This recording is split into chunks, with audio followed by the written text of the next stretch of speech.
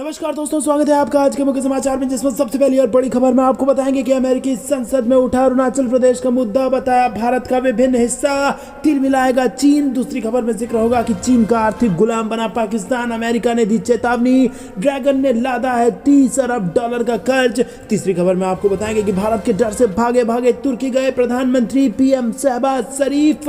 साथ ही साथ चौथी खबर में जिक्र होगा कि मोदी और भारत की सफलता कुछ लोगों को रास नहीं आ रही है, बीबीसी मामले पर भड़के ब्रिटिश सांसद लॉर्ड रामी। और साथ ही साथ पांचवी खबर में आपको बताएंगे दोस्तों कि फिजी के उप प्रधानमंत्री ने की पीएम मोदी और जयशंकर की जमकर तारीफ, हिंदी सम्मेलन में गूंजा भारत माता की जय का नारा। दोस्तों हर एक खबर की गहराई में आपको ले जाएंगे, लेकिन उससे पहले अगर आपको भी देश की सेना और पीएम मोदी पर पूरा भरोसा है और आप भी ऐसा मानते हैं कि मोदी है तो हर जीत मुमकिन है, तो आप अभी इस वीडियो को लाइक, लाल बटन को दबा के चैनल को सब्सक्राइब और बेल आइकन दबाकर कमेंट में लिखिए जय हिंद। दोस्तों रुक करते हैं सबसे पहली और बड़ी खबर की तरफ, जिसमें आपको बता दें कि अमेरिकी संसद में उठा अरुणाचल प्रदेश का मुद्दा, बताया भारत का अभिन्न हिस्सा जिससे तिल मिलाएगा चीन। जी हां दोस्तों, संयुक्त राज्य अमेरिका की संसद में एक ऐसा प्रस्ताव पेश किया गया है जिसको लेकर चीन का तिल मिलाना तय माना जा रहा है।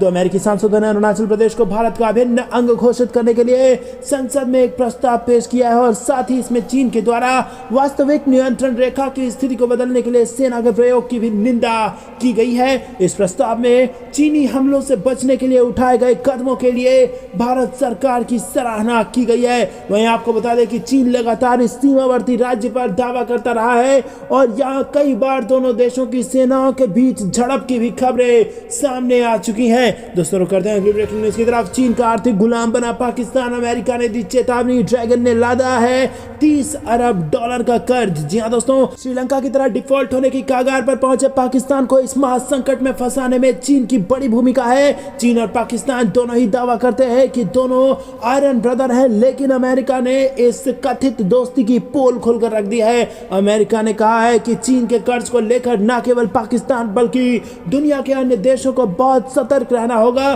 पाकिस्तान पर लदे कुल विदेशी कर्ज का 30% चीन दे रखा है और पाकिस्तान पर इस समय $100 अरब का विदेशी कर्ज है और उसके विदेशी मुद्रा भंडार में मात्र $3 अरब ही है और इस तरह पाकिस्तान पर चीन का $30 अरब का कर्ज है। दोस्तों रुक करते हैं अगली ब्रेकिंग न्यूज की तरफ। भारत के डर से भागे भागे तुर्की गए पाकिस्तान, पीएम शहबाज शरीफ। जी हां दोस्तों, आपको बता दें कि गुरुवार को भूकंप प्रभावित देश तुर्की पहुंचे पाकिस्तान के प्रधानमंत्री शहबाज शरीफ ने राष्ट्रपति रेसेप तैयप एर्दोगन से मुलाकात की और उन्हें हर तरह से मदद का आश्वासन दिया। 6 फरवरी को तुर्की में आए भूकंप के बाद शरीफ 8 फरवरी को तुर्की जाने वाले थे।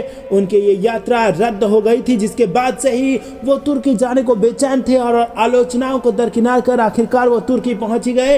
राजनीतिक विश्लेषकों का मानना है कि उनकी ये यात्रा दिखाती है कि पाकिस्तान तुर्की में भारत की मौजूदगी को लेकर कितना डरा हुआ है। तुर्की में भूकंप के बाद रेस्क्यू टीम भेजने वाला पहला देश भारत था।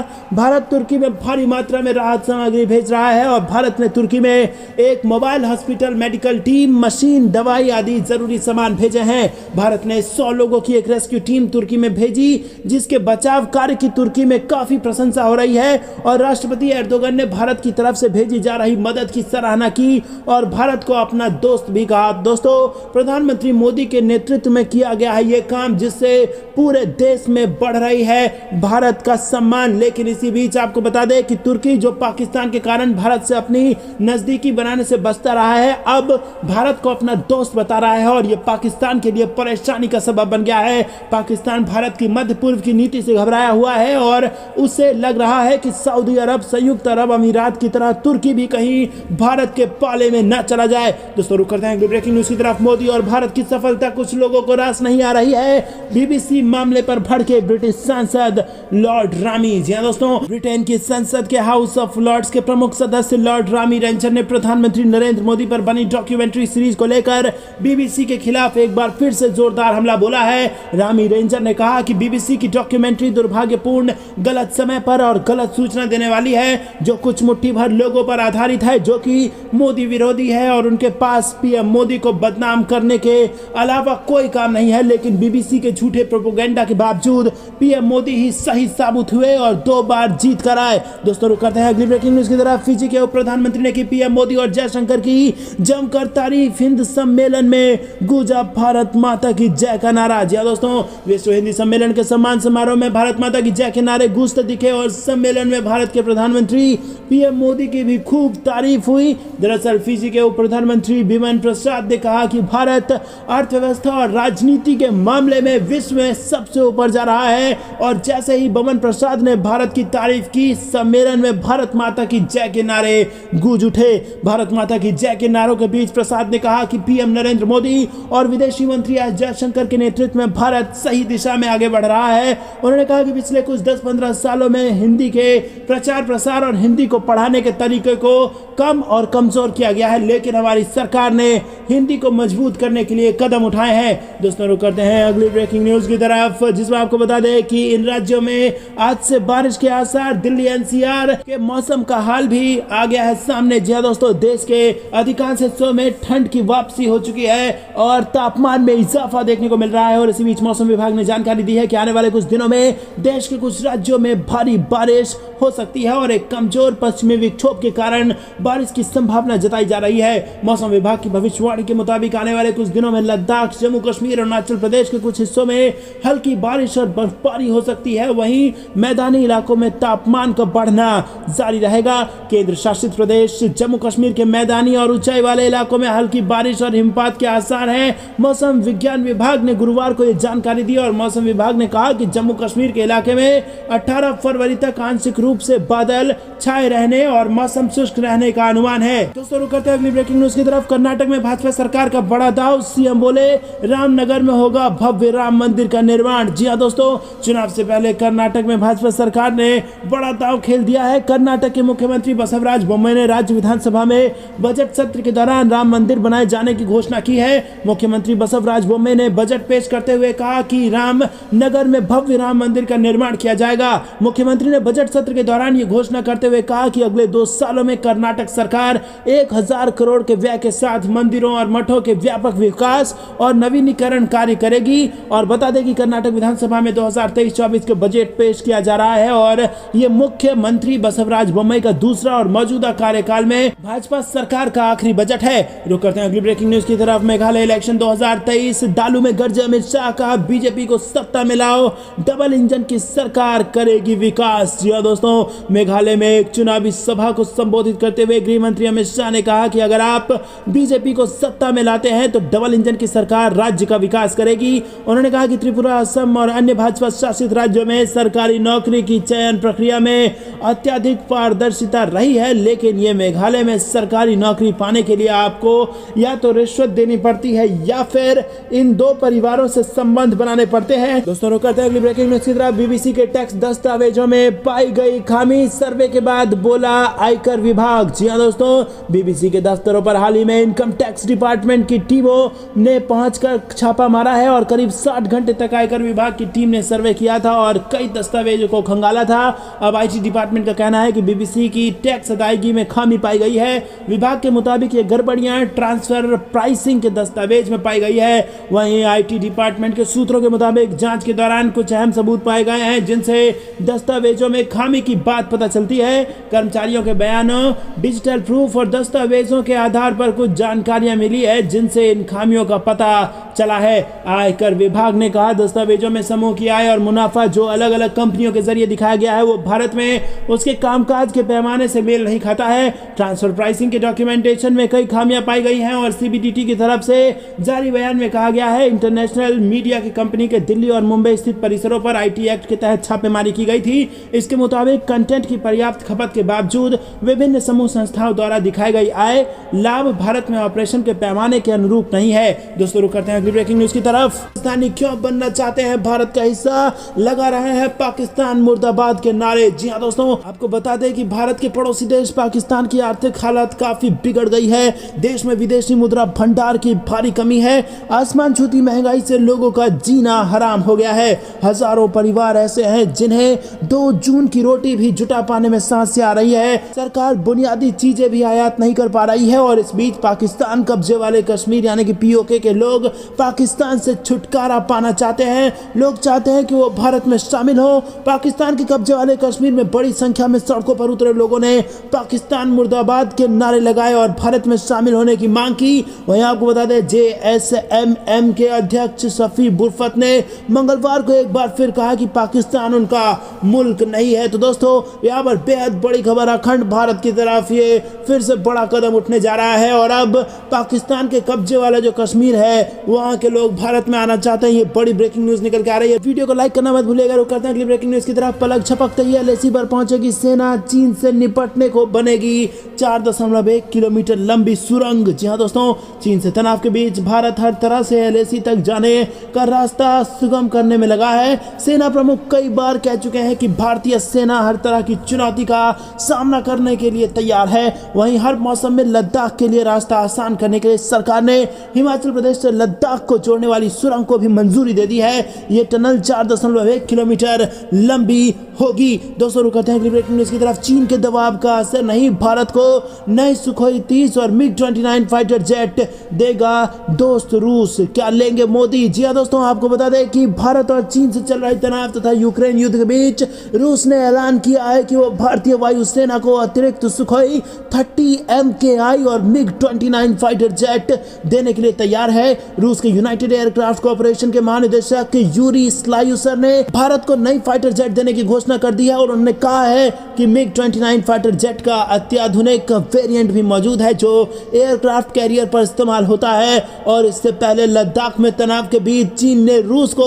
भारत को हथियार और फाइटर जेट देने का विरोध किया था। दोस्तों रुक करते हैं अगली ब्रेकिंग न्यूज की तरफ। जम्मू कश्मीर के कुपवाड़ा में सुरक्षा बलों ने एक घुसपैठिए को कर दिया ढेर। जारी है तलाश अभियान। जी हाँ दोस्तों, जम्मू एवं कश्मीर में घुसपैठ की लगातार कोशिशें की जा रही है और इन घुसपैठियों का सिर्फ एक मकसद है, जम्मू एवं कश्मीर और भारत में शांति व्यवस्था को बिगाड़ना। पर सीमा रेखा पर तैनात अलर्ट सुरक्षा बलों की वजह से ये घुसपैठिए अपने इरादे में कामयाब नहीं हो पाते हैं। और ऐसी एक कोशिश पिछली रात जम्मू एवं कश्मीर के कुपवाड़ा जिले में हुई तो सुरक्षा बलों ने घुसपैठ की इस कोशिश को नाकाम करते हुए एक आतंकवादी को मार गिराया और इलाके में तलाशी अभियान जारी है। घुसपैठ की कोशिश को सेना और जम्मू कश्मीर पुलिस ने एक संयुक्त अभियान में नाकाम कर दिया और इसके साथ ही श्रीनगर जिले के कमरवारी इलाके में बंदूक की गोली जैसी आवाज सुनने के बाद जम्मू कश्मीर पुलिस ने तलाशी अभियान शुरू कर दिया है और पुलिस ने स्पष्ट किया है कि किसी को कोई नुकसान नहीं पहुंचा है। दोस्तों रुक करते हैं ब्रेकिंग न्यूज की तरफ। अमेरिका की 2 रक्षा कंपनियों पर लगा प्रतिबंध, ताइवान को हथियारों की बिक्री पर की कार्रवाई। जी हां दोस्तों, आपको बता दें कि फिर बौखला गया है चीन। ताइवान को हथियारों की बिक्री करने वाली 2 अमेरिकी रक्षा कंपनियों पर चीन ने प्रतिबंध लगा दिया है और चीन के वाणिज्य मंत्रालय ने गुरुवार को कहा कि उसके लॉकहीड मार्टिन कॉर्प और रेथियन टेक्नोलॉजीज कॉर्प को अविश्वसनीय संस्थाओं की सूची में डाल दिया गया है और ये प्रतिबंध इन रक्षा कंपनियों को चीन से संबंधित आयात और निर्यात गतिविधियों में संलग्न होने से रोकते हैं। इससे पहले चीन ने बीते साल फरवरी में ताइवान को $10 मिलियन के हथियारों की बिक्री पर भी 2 फर्मों पर प्रतिबंध लगाया था। चीन के विदेश मंत्रालय ने कहा था कि ये बिक्री चीन के रक्षा हितों को कमजोर करती है और चीन अमेरिकी संबंधों और ताइवान में शांति और स्थिरता को गंभीरता से कम करती है।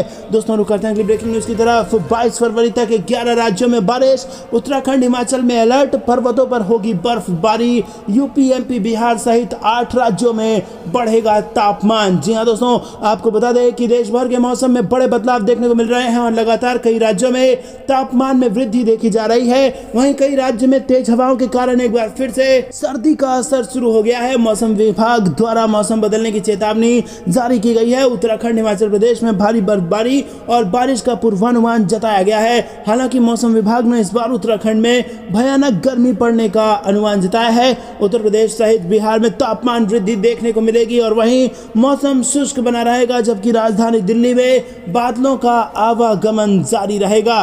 राजस्थान में मौसम बदल सकता है, बादलों की आवाजाही लगी रहेगी और इसके अलावा मध्य प्रदेश में तेजी से तापमान में बढ़ोतरी देखी जा रही है। दोस्तों रुक करते हैं अगली ब्रेकिंग न्यूज की तरफ। पीएम मोदी का राजस्थान पर फोकस, 20 दिनों में तीसरा कार्यक्रम। जी हाँ दोस्तों, आपको बता दें कि प्रधानमंत्री नरेंद्र मोदी ने जल संरक्षण को भारत के लिए महत्वपूर्ण दायित्व बताते हुए गुरुवार को कहा कि यह हमारी साझी जिम्मेदारी है। साथ ही उन्होंने कहा कि हमें देशवासियों में जल संरक्षण के मूल्यों के प्रति फिर से प्राचीन आस्था पैदा करनी होगी। प्रधानमंत्री नरेंद्र मोदी ने कहा कि हमें हर विकृति को भी दूर करना होगा जो जल प्रदूषण का कारण बनती है। पीएम ने कहा कि राजस्थान के आबू रोड में ब्रह्मा कुमारी संस्था के जल जन अभियान की शुरुआत को लेकर आयोजित कार्यक्रम को डिजिटल तौर पर संबोधित करते हुए उन्होंने ये बात कही। दरअसल ये राजस्थान में पीएम मोदी का तीसरा कार्यक्रम है। पीएम 28 जनवरी से ही राजस्थान में कार्यक्रम कर रहे हैं। रुक करते हैं ब्रेकिंग न्यूज की तरफ। दिल्ली में हो गया खेला, बीजेपी से मिली हार हार के बाद आम आदमी पार्टी ने कांग्रेस पर निकाला सारा गुस्सा। जी हां दोस्तों, दिल्ली में हज कमेटी के अध्यक्ष पद पर गुरुवार को हुए चुनाव में भारतीय जनता पार्टी ने आम आदमी पार्टी को बड़ा झटका दिया। भगवा दल की मुस्लिम नेता कौसर जहां ने दिल्ली की सत्ताधारी पार्टी को हराकर चुनाव जीत लिया। हालांकि अब आम आदमी पार्टी ने आरोप लगाया है कि कांग्रेस और भाजपा के बीच मिली भगत थी और इसी वजह से कौसर जहां को जीत मिल गई है। अरविंद केजरीवाल की पार्टी ने एलजी पर भी ठीकरा फोड़ा है। रुक करते हैं अगली ब्रेकिंग न्यूज की तरफ। तालिबान ने किया खैबर पख्तूनख्वा के गांव पर कब्जा, डर से भाग खड़ी हुई पाकिस्तानी पुलिस और सेना। जी हां दोस्तों, तहरीके तालिबान पाकिस्तान पिछले कई महीनों से पाकिस्तान के खैबर पख्तूनख्वा और बलूचिस्तान प्रांत में सुरक्षा बलों के खिलाफ लगभग रोजाना हमले कर रहा है। और आपको बता दें कि अगस्त 2021 में जब से दुरंत रेखा के पार अफगानिस्तान पर तालिबान ने कब्जा किया है, तब से टीटीपी ने पाकिस्तान के सुरक्षा बलों पर भी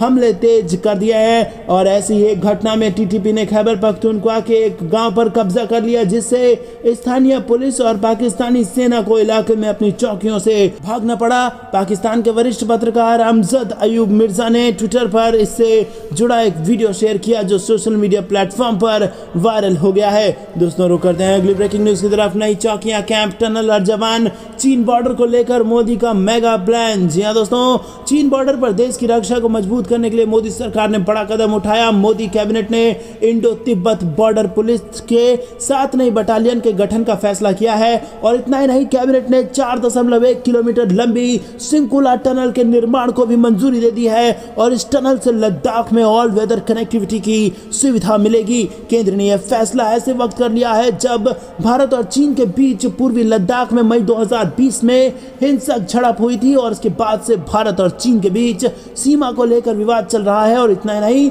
पिछले साल दिसंबर में भी अरुणाचल प्रदेश में भारत और चीन की सेना आमने सामने आ गई थी। दोस्तों रुक करते हैं अगली ब्रेकिंग न्यूज की तरफ। की ताकत देख बड़ी पाकिस्तान की चिंता, मीडिया में मची जबरदस्त हलचल। जी हां दोस्तों, प्रधानमंत्री नरेंद्र मोदी ने सोमवार को बेंगलुरु में एरो इंडिया शो के 14वें सत्र का उद्घाटन किया। 5 दिनों तक चलने वाला ये शो बेंगलुरु के येलहांका एयरफोर्स स्टेशन पर हो रहा है। और इस शो की खासियत यह है कि इसमें 98 देश और 100 से ज्यादा विदेशी डिफेंस कंपनियां हिस्सा ले रही हैं। इसके अलावा इस शो में 32 देशों के रक्षा मंत्री और 29 देशों के वायुसेना प्रमुख भी भाग लेंगे। बेंगलुरु में हो रहे एरो इंडिया के 14वें एडिशन को लेकर पाकिस्तानी मीडिया ने भी प्रमुखता से जगह दी और भारत के डिफेंस प्रणाली पर टिप्पणी की है।